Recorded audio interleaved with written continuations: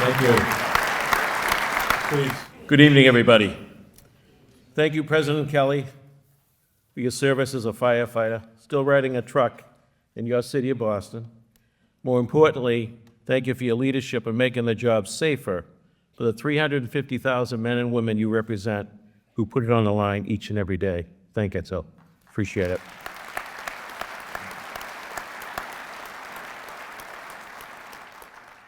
Thank you, Emily, for your kind words.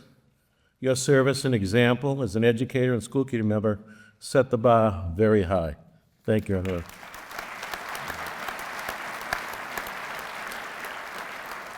And thank you, Treasurer Bellotti, for your service, your guidance, and your friendship over the years. I appreciate it, Michael.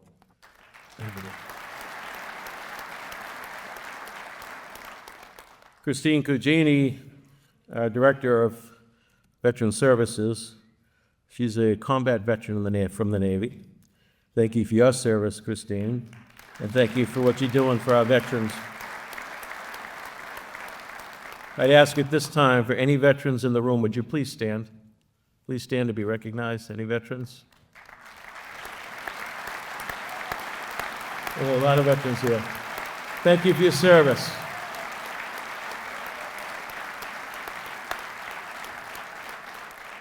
And whatever your faith tradition is, when you hit your knees or hit the bed tonight, remember we got a lot of Quincy kids serving the post all around the world tonight as we're here.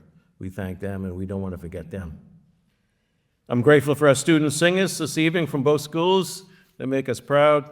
Appreciate Deacon Paul Costello and Pastor Jason Sentis for your prayers this evening and your work bringing the good news to people of goodwill. To my colleagues, Congressman Lynch, our state delegation, Speaker Mariano, Senator Keenan, Representative Ayers and Chan, City Council President Ann Mahoney, and our city councilors, Kathy Hubley, Vice Chair, and school committee members, county officials, distinguished justices from the trial court, thank you for being here tonight, and thank you for all that you do on behalf of our great city.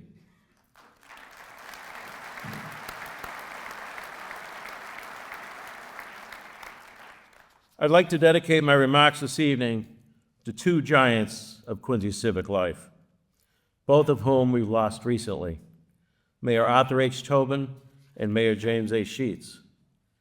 In my house growing up in the 70s, names like Tobin, Hannon, McIntyre were talked about as commonly as the Red Sox or the weather.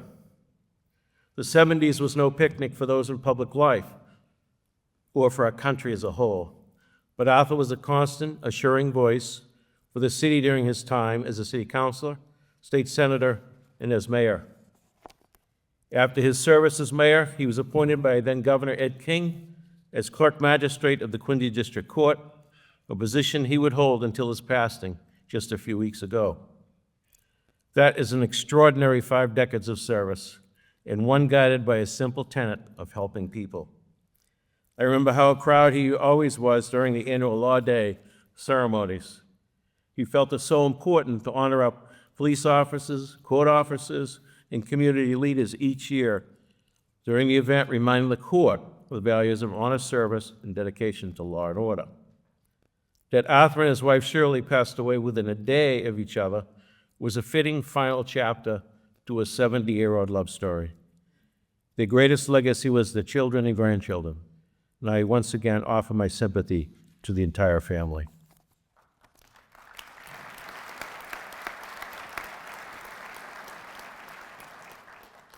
I first met Jim Sheets while I was attending night school at Quincy College, the old yellow courthouse on Cottington Street. I was taking up local government. We struck up a friendship that would last until he was called home a couple of weeks back. He served as a state representative and as a Ward 4 councilor for 16 years. Jim was elected in 1989 and took office in 1990. As mayor, he appointed me as executive secretary. Jim was truly a constituents mayor. His leadership style was one of inclusivity. He gave me great latitude and he gave me great responsibility. I could have not had better training, building budgets, negotiating contracts, dealing with every conceivable constituent issue, and of course, planning a better Quincy. I will always be grateful for his mentorship, his decency, and his friendship. I once again express my deepest condolences to Joanne, his children, and his grandchildren.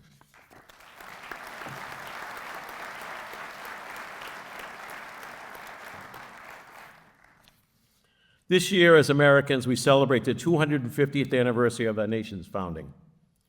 As we all know, the men and women of Quincy played an integral role of what transpired in that year and the years before and after. We know, of course, that John Adams, by his time in 1776, was in Philadelphia at the Continental Congress, his place as the voice of the revolution already secured. His job now was to convince the skeptical delegates that independence was the only choice, the only true choice. John Hancock presiding over the Continental Congress, his wealth, the bankroll for the war, and his signature about to become the most famous in history. We know that Abigail took young John Quincy from the family's homestead to the top of Penn's Hill to watch the Battle of Bunker Hill, and ultimately the evacuation of the British from Boston Harbor. We know that it was in that year that she penned her iconic letter to John counseling him to remember the ladies. Amid the debate on forming a new nation, she had her say. But there's so many other stories of our forebears in this community who pledged their lives, homes, and fortunes for the sacred honor of life, liberty, and the pursuit of happiness. People like Joseph Palmer, an immigrant who built a glassworks factory in Germantown with his brother, and he went on to become an American general. It was Palmer who was responsible for spreading the news after the Battle of Lexington throughout the entire colonies. Word of mouth reached Philadelphia so quickly within just a few days. Remember, we had no cell phones or social media back then. It played a major role in arousing public opinion in favor of independence in the months ahead. These were common men and women doing uncommon things. It was the first time in human history that revolutionaries had everything to lose. Think about that. They were all doing relatively well. They were farmers, lawyers, artisans, but they risked giving it all up for the principle of self-government. 2.5 centuries have come and gone. The names have changed, but the values held by those families living here in the founding of our nation remained remarkably the same.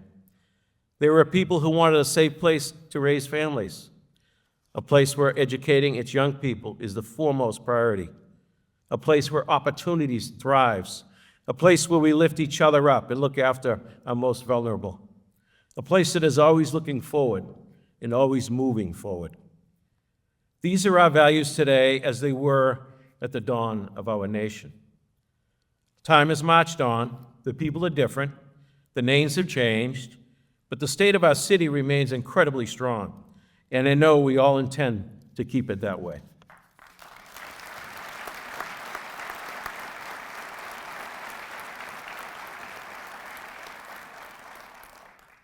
Today, the Quincy Public Schools stand among the strongest, most innovative, most diverse districts in the entire Commonwealth. The parents and guardians of nearly 95% of our young people are choosing to enroll in our school system. While other districts cope with declining enrollments and reduced services, we continue to grow, with a total enrollment now pushing 10,000 students. We hold the second highest graduation rate of any large district in the Commonwealth, and over 90% of our graduates leave school with a definitive plan to attend college, go in the trades, and go to the U.S. military.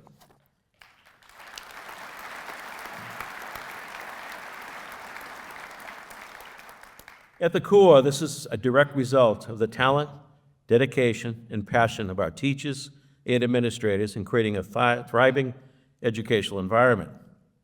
From a higher level, it's about a very conscious decision this entire community has made over many years to create the very best public school system in the place where the very idea of public education was born. 4 new schools with a 5th under construction, including the extraordinary Richard de Cristofaro Learning Center. Today, parents of our young people with autism are no longer forced to send their children to schools far outside of the Quincy. The difference this makes is real. It's a model for our entire state. and it's a credit to the many people who took an idea long discussed and made it a reality.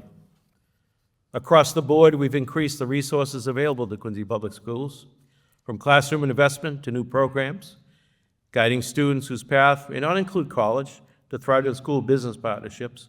Our young people, without question, have more opportunities available to them today than ever before. And this is what community is all about.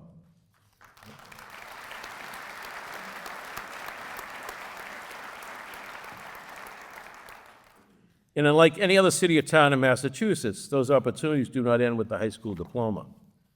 Our unique jewel, Quincy College, the only municipal operated college in the state, one of only two in the entire country.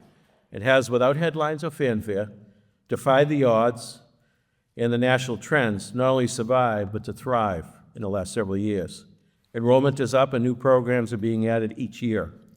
Just a few years ago, the college survival was questionable. Instead, more than 300 students now are pursuing a bachelor's degree, with more programs added each year. Quincy College is truly an extraordinary story.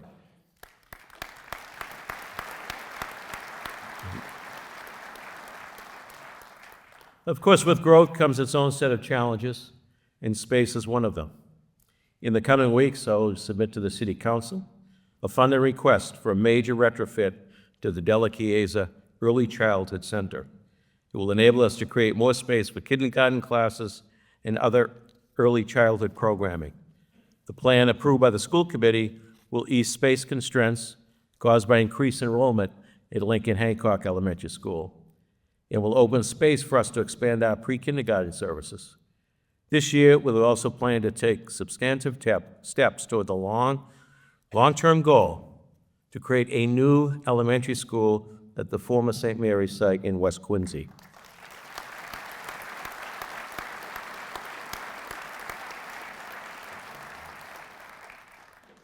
I'll submit those requests respectfully in the spirit of cooperation with our new City Council. I welcome all of you, look forward to working with you, and please know that my door is always open to you. We won't agree on every issue, but I do believe we all have the best interests of the great community at heart. But let's never let our differences of opinion or different perspectives cast a shadow on the progress we've made or undermine the progress we can make going forward.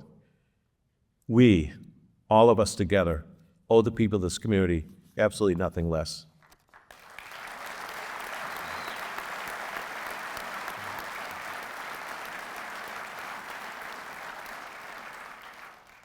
Our work is for the families and our seniors who sleep soundly at night without fear of crime and knowing that in an emergency, help will be there in just minutes. The ranks of our police department are fuller than any time in at least a generation. Our officers receive extensive training in identifying mental health issues and de-escalation techniques, and most importantly, our officers are engaged with this community. The work is showing crime is down in every major category, in some cases dramatically, including 16% reduction in violent crime over the last 3 years. While other communities have for some reason turned a blind eye to the crime of shoplifting, I'm proud to say that under the leadership of Chief Kennedy, the Quincy Police Department has done the exact opposite, forming a task force designed specifically to crack down on retail thefts across the city. Through this work, larcenies were down 6% last year. It truly baffles me that these kinds of property crimes that lead to other crimes, usually bigger crimes, are somehow just ignored. I am proud that our city and our police department have stated firmly, not here.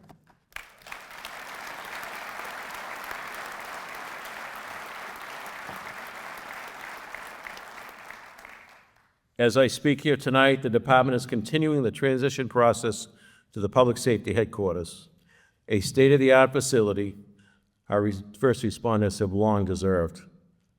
It is built to last a century and is quite handsome, and I would say it's in the tradition of Town Hall and the Crane Library. In the coming months, the functionality of this facility will allow the city to consolidate all of its emergency dispatch, all of it under one roof in one room. That includes police, fire, and Brewster ambulance. The result will eliminate redundancies and lead to emergency response times even faster than ones today.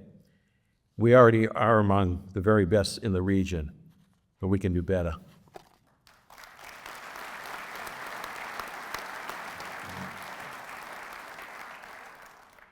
In his introduction, President Kelly made note of the advances of our fire department. That progress means our neighbors can feel safe in their homes, knowing that a well-trained, well-equipped, and fully staffed fire department is just minutes away in any emergency. It also means cost savings. We already boast one of the best insurance ratings for community standards in fire protection. In the coming months, the department will be pursuing the highest possible rating, which could ultimately save our homeowners hundreds of dollars every year in home insurance costs. Protecting the lives and property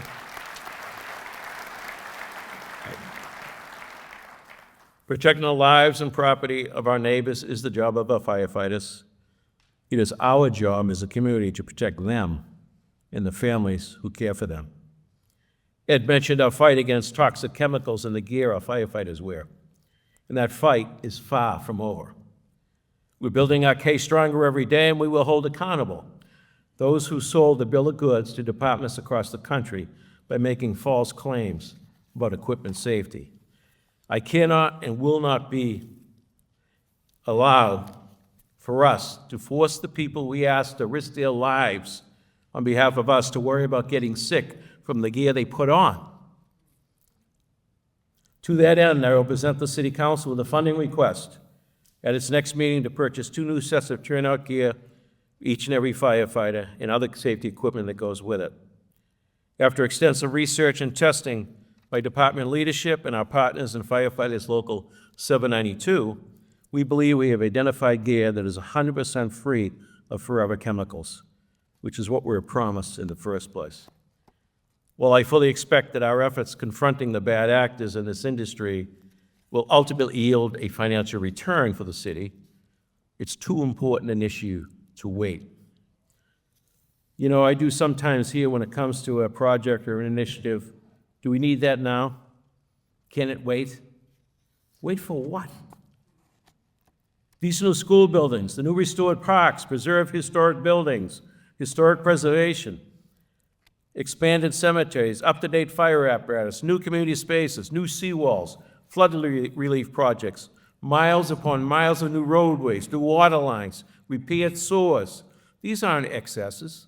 These are critical to the future of this community, and we must continue.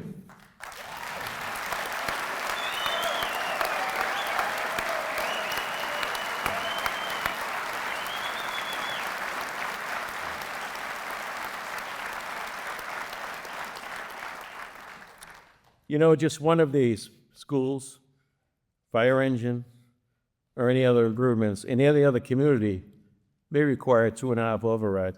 We see it all the time across the Commonwealth. We're doing all of this by remaining one of the only of a handful of communities substantially below property tax limits and maintaining annual property tax increases right around the state average. I know no one loves to pay taxes, but we're right in the middle, and I believe this city provides the absolute best against any community in the Commonwealth when it comes to services.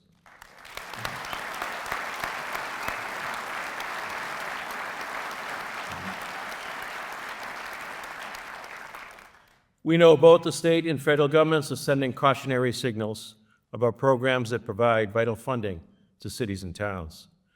We've weathered storms before, and each and every time, we've not only managed to get through it, but we emerge stronger.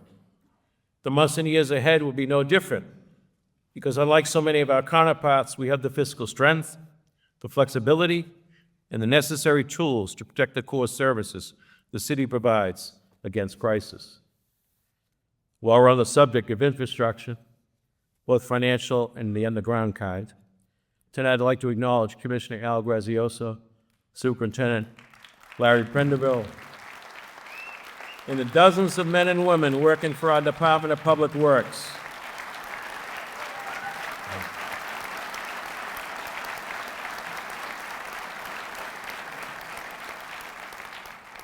With record snowfalls, Water main breaks, sewer collapses. It's been a long couple of weeks. You have worked virtually nonstop under conditions we haven't seen in a decade, and you've kept the city up and running without missing a step. No one's a bigger critic than I am when it comes to snow removal and improvements. Larry can attest to that. But I'd put our team and our operation against anyone in the entire region all day, every day. Thank you to our PDW folks.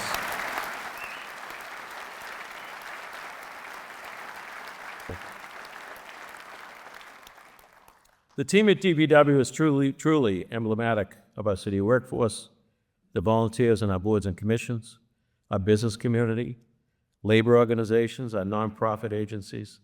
So many people who care deeply about the city, whose lives center around this community, and who avoid the noise and just work tirelessly and quietly to make Quincy a better place.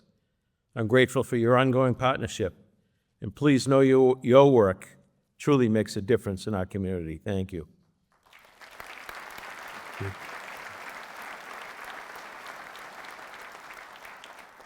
Our community wants their neighborhoods protected. For generation after generation, Quincy has remained a city of neighborhoods. We still have neighborhood schools, we have neighborhood firehouses, we have neighborhood pizza shops and pubs. Our growth, no doubt, has been substantial, but we've worked hard to focus that growth on the city spine, along the Red Line and Hancock Street, our business districts, and obviously near the public transit. I believe in creating housing, but I also believe in protecting single-family neighborhoods. Wollaston is a perfect example. For a century, Eastern Nazarene College has been a valued, important part of this community. Unfortunately, the forces at play in higher education today require its closure and its sale. Our community has a vested interest in the future of the ENC property. We've already made it clear that this neighborhood is not the place for high-density housing. Ultimately, the only way for our community to shape the future of the ENC campus is to control the campus.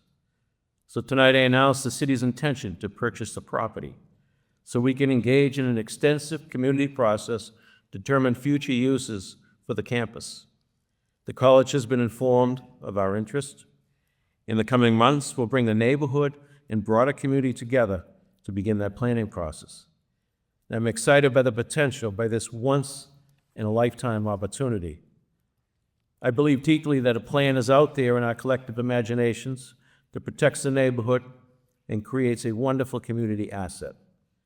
The neighborhood and our community deserves no less, so let's get working.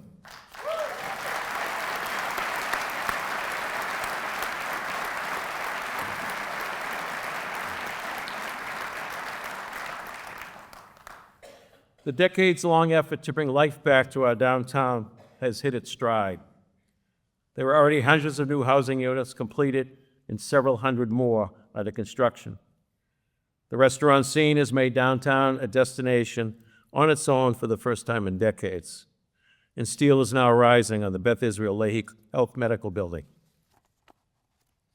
We talk about it enough that sometimes it seems old hat, but some of us, there are so many new people in Quincy that may not know what the downtown looked like just 10 years ago.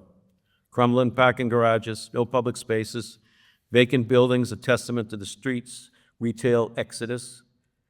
Next to no foot traffic during the daylight hours and a handful of folks with the faith to see that a comeback was possible. This comeback is indeed real.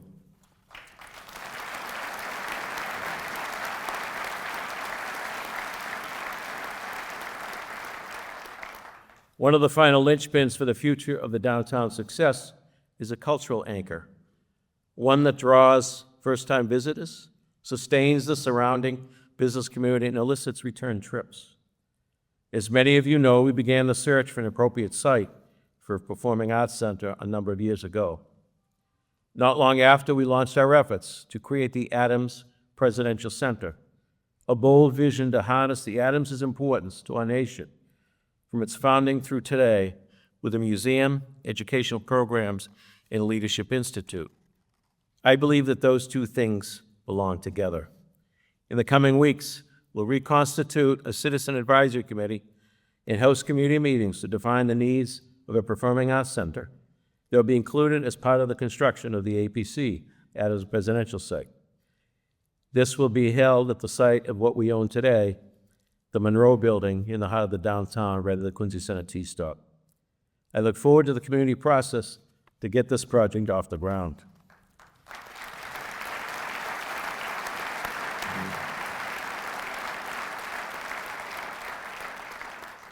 My friends, this should be a celebratory year, but I must say the nation's mood has me a little worried that we're going to collectively bypass this incredibly important milestone, our 250th. I hope as a country we can all take a step back, put down our megaphones for a bit, recognize our history, and realize that we're indeed all in this together.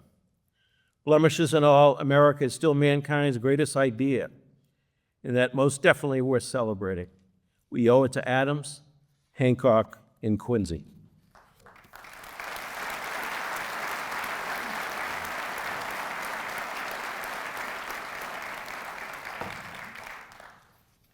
In closing, I'd like to thank the people of the city for the opportunity to serve as your mayor. I thank my staff, department heads, and the entire city workforce for your commitment and fidelity to this historic city we all call home. To my wife, Christine, and my family, I'm grateful for your loyalty and unconditional love. To Almighty God, thank you for the blessings bestowed on this nation and this city. Protect us from the evil one. Guide us in our deliberations. Teach us to be kind and generous. Grant us peace. Peace in our hearts, peace in our homes, and peace in this troubled world. Thank you, and God bless you all.